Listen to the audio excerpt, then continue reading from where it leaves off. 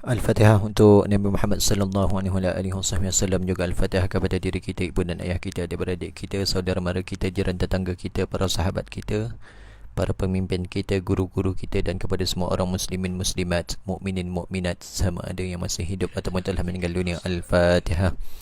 A'udzubillahi minasyaitonirrajim. Bismillahirrahmanirrahim. Alhamdulillahirabbil alamin. Arrahmanirrahim. Maliki yaumiddin. إياك نعبد وإياك نستعين اهدنا الصراط المستقيم صراط الذين أنعمت عليهم غير المغضوب عليهم ولا الضالين آمين. السلام عليكم ورحمة الله وبركاته. أعوذ بالله من الشيطان الرجيم. بسم الله الرحمن الرحيم. الحمد لله رب العالمين، نحمده ونستعينه ونستغفره ونعوذ بالله من شرور أنفسنا ومن سيئات أعمالنا. من يهده الله فلا مضل له ومن يضلل فلا هادي له. أشهد أن لا إله إلا الله وأشهد أن محمدا عبده ورسوله. قال ربنا اشرح لنا صدورنا ويسر لنا أمورنا واحلل عقدة من ألسنتنا يفقه أقوالنا. سبحانك لا علم لنا إلا ما علمتنا إنك أنت العليم الحكيم ولا حول ولا قوة إلا بالله العلي العظيم. اللهم صل على محمد الفاتح لما أغلق والخاتم لما سبق ناصر الحق بالحق والهادي إلى صراطك المستقيم وعلى آله حق قدره ومقداره العظيم. أما بعد. Yang saya hormati para sahabat saya, Al-Fadhil Encik Hisham, dan juga page audio kuliah yang telah banyak memberikan sumbangan dakwah. InsyaAllah pada malam ini saya akan kongsikan beberapa perkara sampai kita pada adab memotong kuku, mengikut sunnah Nabi sallallahu alaihi wasallam dan juga salafus salih. Dia kalau ikutkan dalam kitab ni, kita ada 5 cara memotong kuku. Jadi kita akan mulakan daripada adab yang pertama. Yang pertamanya, mendahulukan untuk memotong kuku tangan daripada kuku kaki. Kita ada kuku tangan, kuku kaki. Jadi sunnahnya ialah Nabi sallallahu alaihi wasallam mengajar kepada kita untuk memotong kuku tangan dahulu. Tangan apa? Yang keduanya ialah mendahulukan untuk memotong kuku tangan kanan daripada kuku tangan kiri. Itu sunnah Nabi sallallahu alaihi wasallam. Dan adab yang ketiga ialah menanam kuku yang telah dipotong. Dalam hadis Nabi sallallahu alaihi wasallam, anna Rasulullah sallallahu alaihi wasallam amara bidafni sya'ri wal asfar wa qala la yatala'abu bihi saharatu bani Adam. Rawahul Baihaqi. Sesungguhnya Rasulullah SAW telah memerintahkan untuk menanam rambut. Rambut apa? Ini rambut yang berada di kepala. Ini juga bulu ketiak dan juga bulu kemaluan. Dan juga kuku. Dan beliau berkata tujuannya iaitu agar rambut dan kuku tersebut tidak dipermainkan oleh tukang sihir daripada anak keturunan Nabi Adam AS. Jadi ada hikmahnya. Sunat kepada kita, disunnahkan kepada kita untuk daripada Nabi Muhammad sallallahu alaihi wasallam mengajarkan kepada kita agar kalau potong kuku, potong rambut, bulu potong cukur bulu ketiak atau bulu ari-ari, sunatnya ialah ditanam. Tujuannya apa? Supaya tidak menjadi permainan ahli sihir. Jadi tukang sihir ni dia boleh untuk menyihir kita dengan menggunakan kuku kita. Dia ambil kuku kita, dia ambil rambut kita, dia ambil bulu-bulu yang ada itu untuk disihir. Jadi untuk mengelakkan daripada disihir, maka disunatkan kepada kita untuk menanam. Duduk rumah bandar macam mana? Sediakanlah boleh tanam di pasu, di dalam pasu bunga. Jadi itu sunat. Adapun dari sudut hukum, kalau tuan-tuan tidak menanam kuku, tidak menanam rambut yang dipotong itu, maka tidaklah berdosa. Hanya saja hukumnya sunat menanam. Jadi kalau kita potong dekat kedai gunting dan sebagainya, boleh tuan-tuan nak ambil rambut tu. Tapi kalau bagaimana caranya agak sukar, maka tak mengapa, tak mengapa. Jadi mana yang boleh lah, contoh kita potong kuku dan sebagainya, maka sunat kepada kita untuk menanam, tanam di pasu. Kalau rumah kampung tak ada masalah, banyak tanah tepi rumah kan. Tapi kalau di mana, di rumah-rumah bandar, boleh tanam di dalam pasu. Kesimpulannya, hukum menanam kuku dan rambut sunnah. Kuku dan rambut laki-laki selain daripada rambut kemaluannya, itu sunat. Yang keduanya, wajib kuku dan seluruh rambut badan perempuan. Hal ini dikarenakan haram bagi seseorang yang bukan mahramnya untuk memandangnya. Begitu juga pada rambut kemaluan lelaki, maka haram bagi selain isterinya untuk memandangnya. Faham tuan-tuan Ini bahasa kitab digunakan rambut pada kemaluannya. Ini maksudnya bulu ari-ari. Dalam kaedah fikih disebutkan ma haruma nazaruhu, ma haruma nazaruhu muttasilan, haruma nazaruhu munfasilan. Bahagian yang haram dipandang tatkala masih bersambung. Ini pada masa tubuh ni masih bersambung lagi, haram dipandang. Maka haram juga untuk dipandang setelah ia terlepas daripada tubuh. Waktu kat rambut ni, dia masih melekat. Contoh rambut wanita lah, haram bagi kaum yang bukan mahram, lelaki yang bukan mahram untuk memandang. Maka bila terlepas daripada situ, dia dah terpotong, maka haram juga dipandang. Sebab itulah wajib bagi kaum wanita, rambut yang dipotong itu wajib ditanam. Apatah lagi kalau bulu-bulu. Bagi kaum lelaki pun, bulu ari-ari sudah dipotong atau dicukur, maka wajib ditanam. Ataupun kalau tak nak tanam, pastikan tidak ada orang yang boleh melihat. Letakkan di tempat yang orang tidak boleh melihat. Jangan disepah-sepah dan sebagainya. Al-Alamah Al-Arif Billah Al-Habib Alawi bin Muhammad bin Tahir radhiyallahu anhu berkata, dianjurkan bagi seseorang tatkala memotong sesuatu daripada kukunya atau rambutnya untuk menanamnya di dalam tanah. Adapun bagi wanita, maka hal ini diwajibkan ke atasnya, dan begitu pula bagi laki-laki, maka wajib baginya untuk menanamnya, iaitu jika sesuatu yang dicukur posisinya berada di tempat aurat seperti bulu kemaluan. Jadi bulu kemaluan ni jangan disepah-sepah, ditanam. Adapun kalau tak mampu nak tanam, maka diletakkanlah tempat yang tersembunyi yang tidak ada orang boleh melihatnya. Anjuran untuk mengucapkan kalimah syahadatain sebelum menanam kuku ataupun rambut.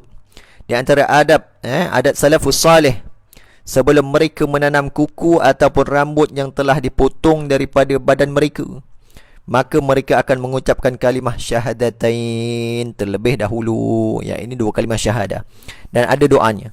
Tujuannya adalah agar kuku atau rambut tersebut pada hari kiamat menjadi saksinya bahawa dirinya telah mengucapkan kalimah syahadatain. Antara doanya ialah dibacakan oleh salafus salih sebelum memotong kuku atau memotong rambut dan sebagainya, ialah Allahumma inni astaudi'uka fi asfari hadhihi syahadata an la ilaha illallah wa anna Muhammadar Rasulullah sallallahu alaihi wasallam. Ya Allah, aku titipkan kepadamu atas kukuku ini mengenai kesaksianku bahawa tidak ada Tuhan selain Allah dan sesungguhnya Nabi Muhammad sallallahu alaihi wasallam adalah utusan Allah. Jadi tuan-tuan, nanti ada sahabat saya akan letakkan doa itu pada ruang komen. Tuan-tuan boleh baca lepas ni nak potong rambut, nak potong kuku, disunatkan pada kita untuk membaca doa berikut. Nak baca Arab boleh, nak baca pengertiannya pun boleh, dapat pahala. Jadi sunat hukumnya membaca doa berikut. Ini adat ialah salafus salih yang lakukan sebelum mereka menanam kuku. Nak potong sebelum potong kuku ataupun sebelum nak tanam. Jadi dua-dua boleh buat. Buat dua-dua. Nak potong kuku baca doa berikut, nak tanam pun baca doa berikut.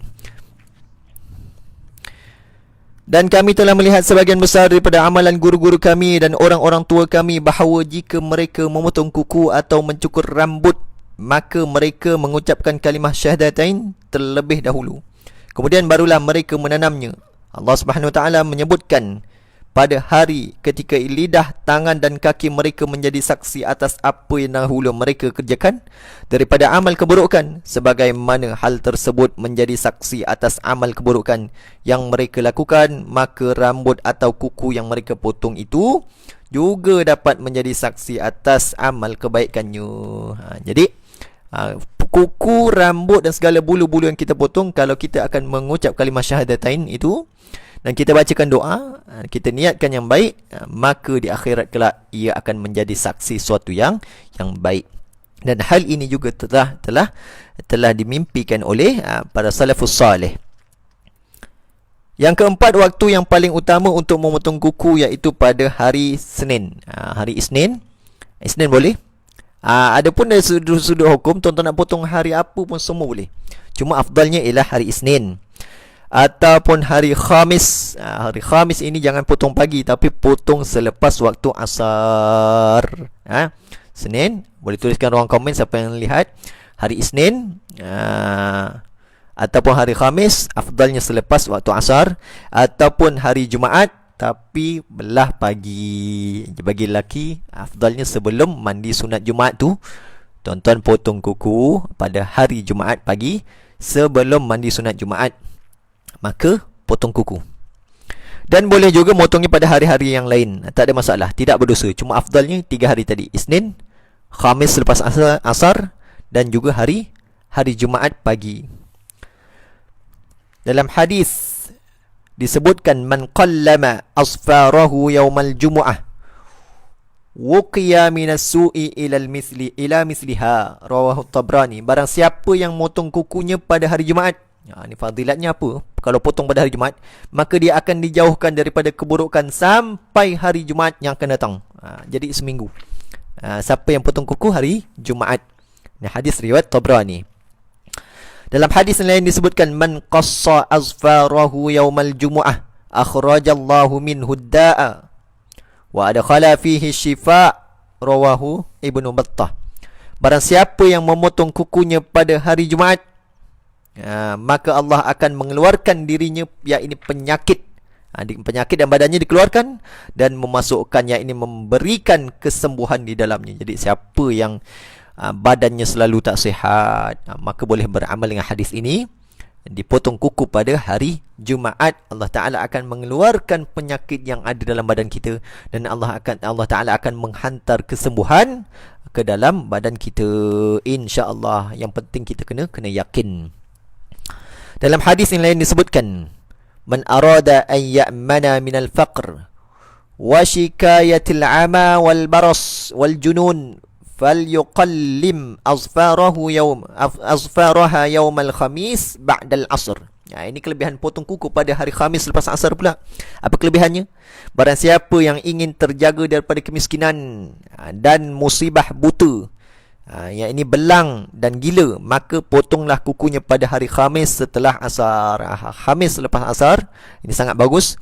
Maka kita ini insya-Allah akan terjaga daripada kemiskinan. Sebelum ni miskin, asyik tak cukup dan sebagainya. InsyaAllah dengan berkat potong kuku selepas hari Khamis selepas asar, maka akan terjaga daripada kemiskinan dan musibah buta. InsyaAllah matanya akan terjaga, tidak akan buta, dan tidak akan terkena penyakit belang, dan tidak akan terkena penyakit gila. Potong kuku selepas waktu pada hari Khamis selepas waktu asar. Apa hikmahnya? Wallahu alam, tidak disebutkan. Jadi kita yakin sesuatu yang dilakukan oleh Nabi sallallahu alaihi wasallam dan juga salafus salih, salah satunya mesti ada keberkatan yang tersembunyi. Yang kelimanya, dianjurkan untuk memotong kuku pada pagi hari ataupun siang ataupun petang hari, dan janganlah memotong pada malam hari kerana dapat mengganggu kesihatan badan. Ini kajian sains menyebutkan pemberitahuan yang penting, iaitu ahli kedoktoran menyebut telah terbukti dalam suatu penelitian ilmu kedoktoran bahawa sesungguhnya dengan masuknya waktu malam, apa yang berlaku waktu malam ni pada jari kita ni, maka seluruh kalsium yang berada di tubuh berkumpul pada hujung-hujung jari. Semua ada dekat hujung jari ni, kalsium. Dan jika kita memotongnya, maka kalsium yang terdapat pada tubuh akan terkurang, ini dengan kadar yang sangat besar. Oleh kerana itu sangat dianjurkan bagi kita untuk memotong kuku di siang hari, iaitu tatkala kalsium berada di posisi yang normal. Waktu malam, kajian sains mengatakan kalsium tubuh badan kita ini akan berkumpul pada hujung-hujung jari ini. Maka kalau kita potong pada waktu malam, dikhawatiri akan keluar kalsium itu, kita rugi. Maka kita potong selain pada waktu malam. Afdal waktu pagi.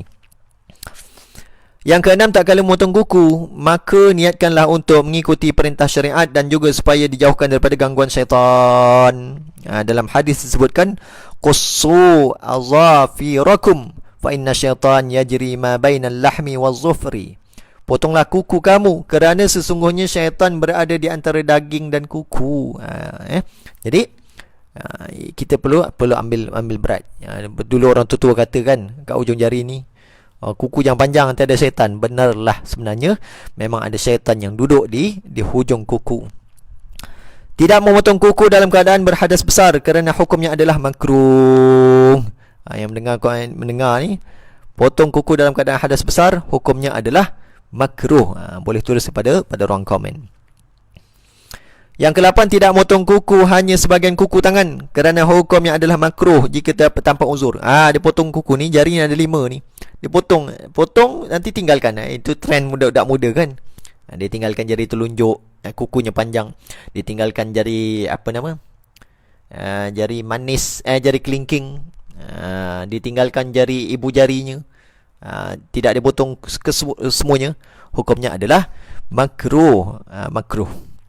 Tapi kalau dia buat sesuatu itu kerana mengikuti budaya orang kafir, contohnya trend pada zaman sekarang, orang Yahudi, orang kafir, dia akan tinggalkan sebahagian kuku. Maka kalau dia buat kerana itu, maka hukumnya adalah haram.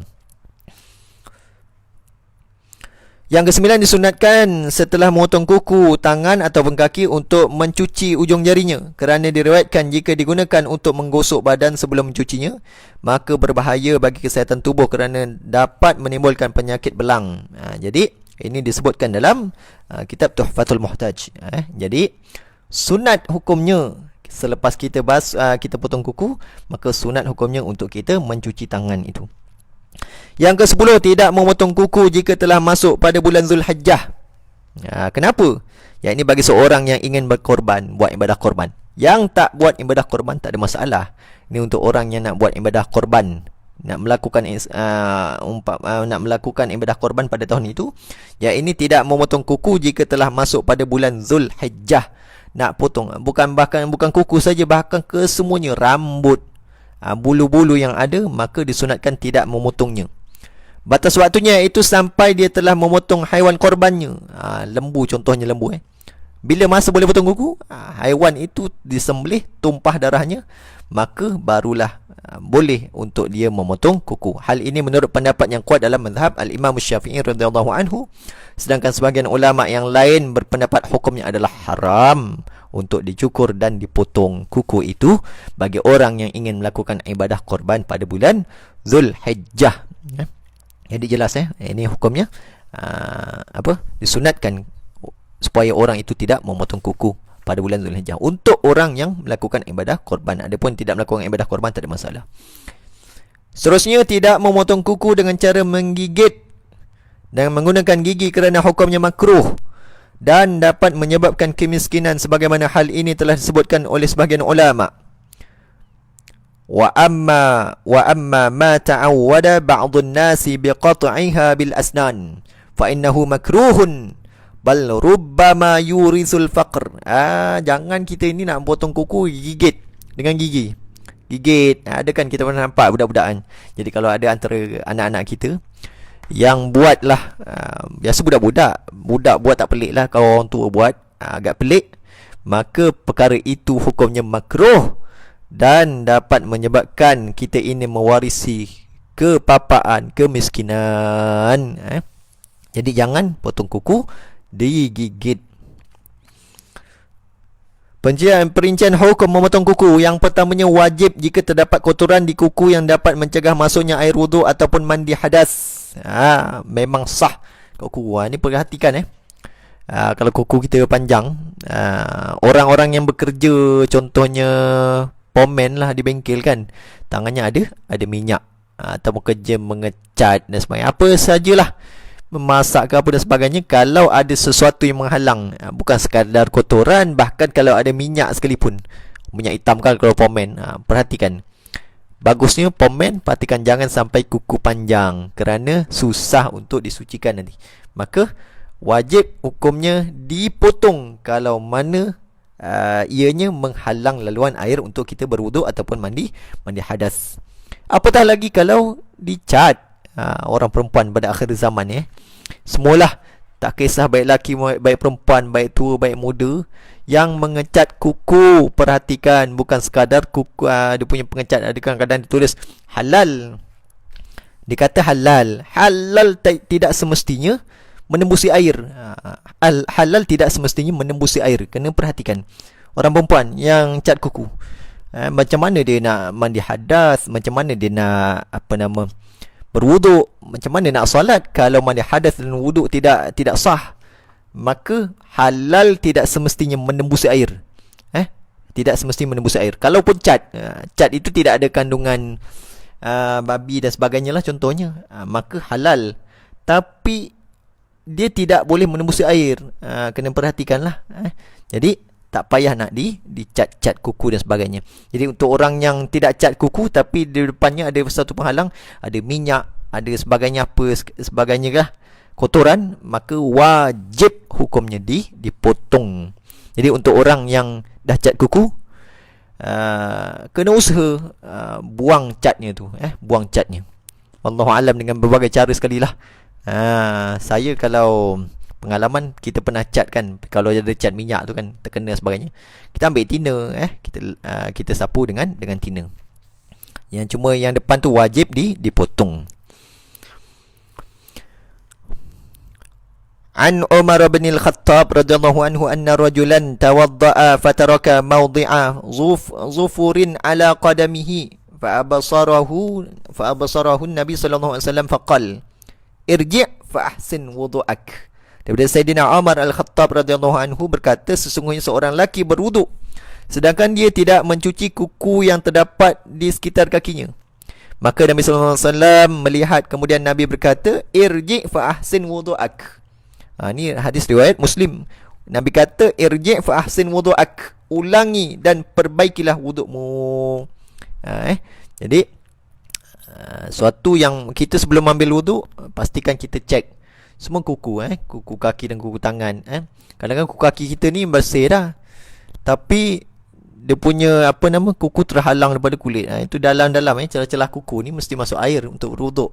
Lepas tu kita perhatikan kuku-kuku kita ni, biarkan kemas, tidak ada sesuatu yang menghalang air. Yang keduanya sunnah jika kuku sudah panjang, dan yang lebih utama adalah memotongnya setiap 10 hari. Berapa lama nak potong? Tuliskan pada ruang komen. Setiap 10 hari. Seminggu sekali boleh, tapi maksimum 10 hari. Jangan sampai sebulan, 2 bulan baru nak potong. Tapi kuku kaki dengan tangan beza sikit. Kadang-kadang kuku kaki ni lambat panjang. Wallahualam, mungkin sebab banyak duduk dalam tidak kena cahaya dan sebagainya. Jadi dia lambat panjang. Kalau kuku tangan ni cepat panjang, maka seminggu sekali potong, ataupun 10 hari sekali. Kita jumpakan pada hari nak potong tu Isnin, Khamis, Jumaat. 3 hari tu afdal. Setiap 10 hari. Yang ketiga, makruh hukumnya. Makruh potong kuku, mencukur rambut kepala, bulu ketiak, bulu kemaluan, dan memotong kuku jika telah masuk bulan Zulhijjah. Ni saya sebutkan tadi, bagi orang yang nak melakukan ibadah korban. Itu hukum makruh. Dia tidak berdosa untuk orang yang melakukan ibadah korban dan dia potong kuku, potong rambut, apa saja bulu dia potong, maka hukumnya adalah makruh. Cuma sebenarnya hukumnya sunat bagi dia untuk tidak memotong. Nak potong sebelum bulan Zulhijjah. Man kana lahu dhibahun yadhbahuhu fa idza uhilla hilalu Zulhijjah fala ya'khudhanna min sya'rihi wala min azfarihi syai'an hatta yudhhiya. Barang siapa yang memiliki haiwan korban yang ingin dipotong, maka jika telah masuk pada bulan Zulhijjah, janganlah dia mencukur sedikit pun daripada rambutnya, dan janganlah pula memotong kukunya sampai dia selesai berkorban. Hadis riwayat Muslim. Larangan Nabi ini berbentuk makruh. Dan keempat ialah haram jika masih dalam keadaan berihram haji ataupun umrah. Yang ini sebelum bertahallul. Haram dia potong kuku. Faedahnya, perbezaan pendapat di antara para ulama mengenai cara potong kuku yang afdal. Cara kita kadang-kadang kita tengok kat Google banyak banyak ada yang kata palsu dan sebagainya. Tidak. Yang pertama saya kongsikan pada tuan-tuan ialah cara yang dianjurkan oleh Al-Imam Al-Ghazali. Imam Al-Ghazali, Hujjatul Islam. Imam Ghazali ngajar kita kepada untuk potong kuku ni, caranya ialah yang pertama ialah jari telunjuk. Tuan-tuan ingat ini kaedah Al-Imam Al-Ghazali, cara pertama. Jari telunjuk, 1, 2, 3, 4. Simpan dulu. 4 ni sebelah kanan. 1, 2, 3, 4. Jari telunjuk, jari hantu, jari ni apa, jari manis, jari kelingking. 4. Simpan. Kemudian disambung pada jari ni, kelingking. Jari kelingking sebelah kiri. 4 tadi 4 kan. 5, 6, 7, 8, 9, 10. Ingat ini cara Al-Imam Al-Ghazali. Kalau kita buka di Google tu, nanti ada orang kata palsu semuanya. Tidak tuan-tuan. Ini ialah cara yang diajarkan oleh Al-Imam Al-Ghazali. Cara pertama. Saya ulangi. 1, 2, 3, 4. Simpan ni, ibu jari simpan. 4. 5, 6, 7, 8, 9, 10. Ini kaedah Al-Imam Al-Ghazali. Dapat pahala tak aku buat? Dapat. Sebab salafus soleh yang mengajar. Al-Imam Al-Ghazali. Cara yang kedua. Cara yang kedua diajarkan oleh Al-Imam An-Nawawi. Al-Imam An-Nawawi ajarkan kepada kita. Yang pertama 1, 2, 3, 4, 5. Jelas boleh nampak tuan-tuan 1, 2, 3, 4, 5. Kemudian 6, 7, 8, 9, 10. Ada beza tak dengan Al-Imam Al-Ghazali? Beza sedikit. Tadi kat Al-Imam Al-Ghazali disimpan 4, kemudian sambung kepada kiri, sambung sebelah sini. Tapi Al-Imam Nawawi habiskan sebelah kanan terus. 1, 2, 3, 4, 5, 6, 7, 8, 9, 10. Ini Al-Imam Al-Ghazali, Al-Imam Nawawi. Pertama Al-Imam Al-Ghazali, kedua Al-Imam Nawawi. Takut lupa, boleh tulis yang pertama tadi kaedah. Nanti insyaAllah kalau siapa yang tak sempat tulis, nanti kita akhir kuliah, nanti kita akan masukkan dalam komen. Sahabat saya akan masukkan insyaAllah. Itu cara kedua. Cara ketiga, menurut pendapat sebahagian ulama, dimulai dengan kuku jari tengah, kemudian jari kelingking, kemudian ibu jari, kemudian jari manis, kemudian jari telunjuk. Begitu juga dengan kuku tangan kiri. Cara ini dapat adalah berdasarkan hadis Nabi sallallahu alaihi wasallam. Nabi mengajar kepada Sayyidatina Aisyah radhiyallahu anha, "Ya Aisyah, idza anti qallamti azfarak, fabda'i bil wusta, thumma al khinsir, thumma al ibham, thumma al binsir, thumma as sababah, fa inna dhalika yurisul ghina." Ini saya biasa amalkan insyaAllah. Jadi kata Nabi SAW, "Wahai Aisyah, jika kamu motong kukumu, maka mulailah dengan kuku jari tengah." Kita sebut balik jari tengah. Jari tengah ni namanya ialah Al-Wusta. Wusta yang lepas kita bab cincin kita sebutkan Wusta. Boleh jari Wusta, kata Nabi SAW. Yang keduanya ialah Khinsir. Dia berselang tuan-tuan 1 Wusta, Khinsir. Okey, saya sebutkan ini namanya Al-Ibham. Al-Ibham. Yang ni namanya As-Sababah. Yang ni namanya Al-Wusta. Yang ni namanya Al-Binsir. Binsir, jari manis, Binsir. Jari kelingking namanya Khinsir. Jadi Nabi SAW mengajar kepada Sayyidatina Aisyah radhiyallahu anha, potong cara berselang, secara tidak teratur. Kata Nabi SAW, wusta, jari hantu, kemudian keduanya jari apa? Khinsir. Kemudian pergi kepada jari mana? Ni, tengah ni. 1, 2, 3. Ni. Ibham. 1, 2, 3, 4, 5. Boleh ingat? 1 jari ni, jari hantu. Saya sebutlah jari hantu. 1, 2. Okey, lompat pergi ibu jari. 3, 4, 5. Selang. Boleh? Okey, apa fazilatnya? Kata Nabi SAW, fa inna dzalika yurisul ghina, maka dia akan mewarisi kekayaan. Wallahu alam, apa dia punya hikmah potong kuku secara berselang. Kata Nabi SAW, dia akan mewarisi kekayaan. Kita percayalah ada hikmah di sebalik yang Nabi SAW menyebutkan.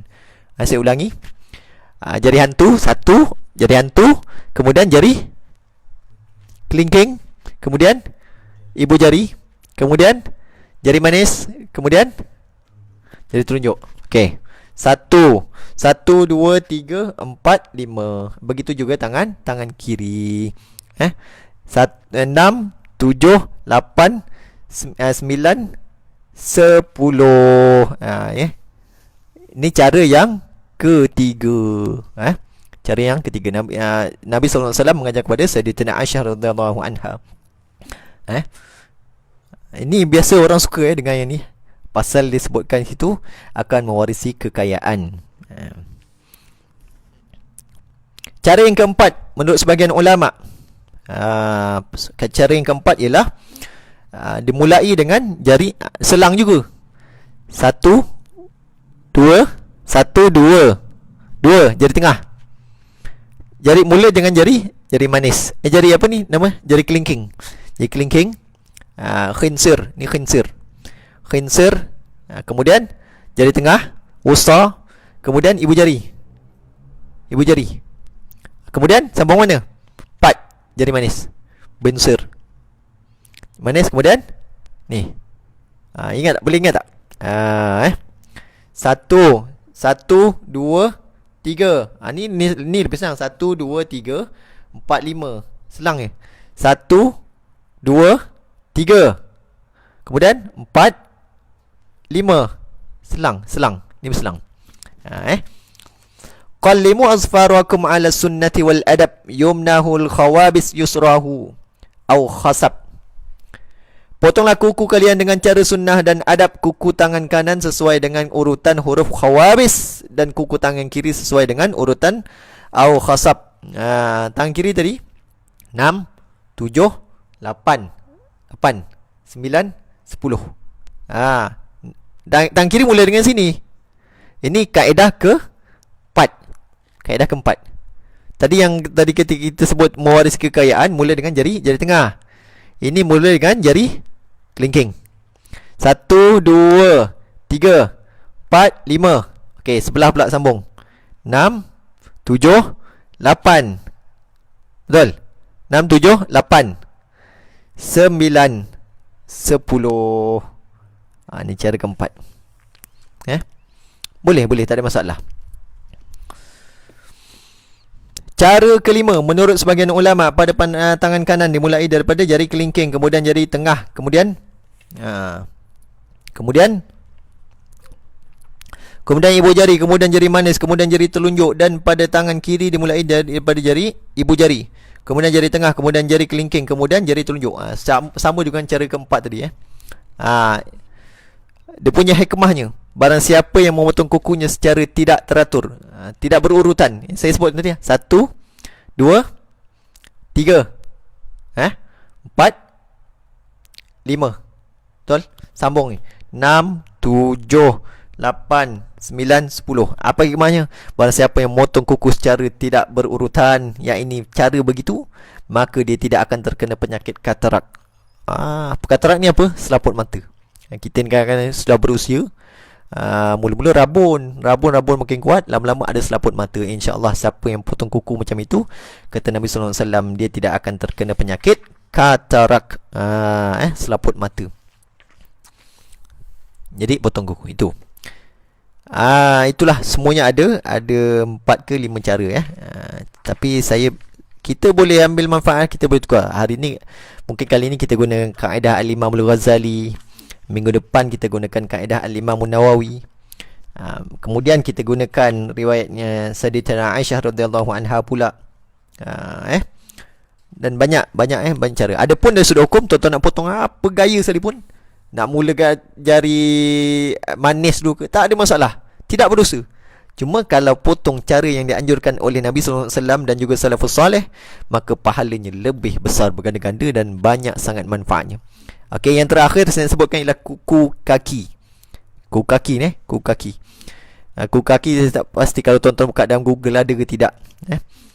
Wallahu alam. Cuma kuku kaki diajarkan oleh para salafus salih, ini tak ada khilaf. Semua jumhur ulama menyebutkan kuku kaki afdalnya potong daripada jari kelingking kecil ke tepi sekali. Contoh ni kuku kaki saya tak angkat kaki lah. Ni kuku kaki Jari kecil tepi sekali. 1 2 3 4 5 rata terus. 6 7 8 9 10. Kuku kaki. Mula dengan kaki. Semua riwayat, semua sepakat mula dengan kaki kanan Sunnah Nabi SAW. Tangan kanan, kemudian baru tangan kiri. Kaki kanan, baru kaki kiri. Mula daripada jari tepi sekali. Jari kanan jari kelingking.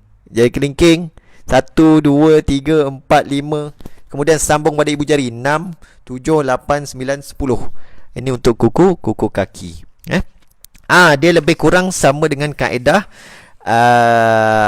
kaedah Al-Imam Nawawi untuk tidak sama.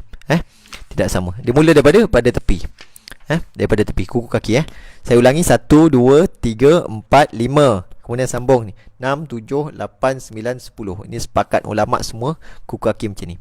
Jadi insya-Allah beri manfaat. Lepas ni tuan-tuan boleh ambil manfaat lah potong kuku ni ikut cara-cara yang ni. Moga-moga ada keberkatan, ada manfaatnya. Jangan percaya kalau yang di Google tu wallahu alam entah siapa yang tulis. Dia kata kaedah ni palsu sebab tak ada dalam hadis. Tidak semestinya ada yang tidak ada dalam hadis, tidak disebutkan oleh alim ulama. Tidak semestinya kita tak boleh buat sesuatu yang tiada ada dalam hadis Nabi SAW. Dan Nabi tidak pernah melarang potong kuku cara begitu.